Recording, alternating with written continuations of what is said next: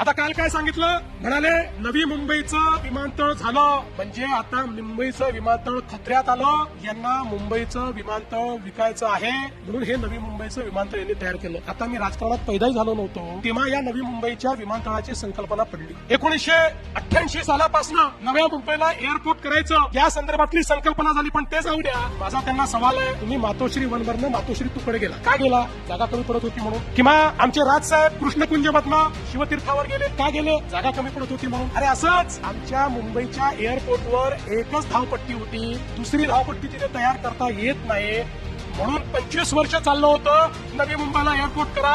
इतके अहवाल आले, तुमच्या काळात अहवाल आला, प्रत्येक अहवालाने सांगितलं मुंबईला जर नवीन एअरपोर्ट दिलं नाही तर मुंबईचा जीडीपी आता थांबलेला आहे, मुंबईची ग्रोथ थांबलेली आहे. अरे मोदीजींच्या नेतृत्वात 5 वर्षामध्ये आम्ही नवीन एअरपोर्ट करून दाखवला. मिरची लगी तो मैं क्या करू? आणि आता सांगतो तिसरा एअरपोर्ट पण करणार आहे. अरे जर लंडनला 3 एअरपोर्ट असू शकतात तर माझ्या मुंबईला 3 एअरपोर्ट का नाही? कदाचित मी इथे 3 एअरपोर्ट केल्यानंतर तुम्हाला इथे लंडन असल्यासारखं वाटेल आणि तुम्ही इथेच थांबाल म्हणून तिसरा एअरपोर्ट देखील या ठिकाणी करणार आहे. आणि छत्रपती शिवाजी महाराज एअरपोर्ट मुंबई याची क्षमता 1.5 पट करणार आहे, त्याची क्षमता वाढवणार आहे. हा निर्णय या ठिकाणी आम्ही घेतलाय.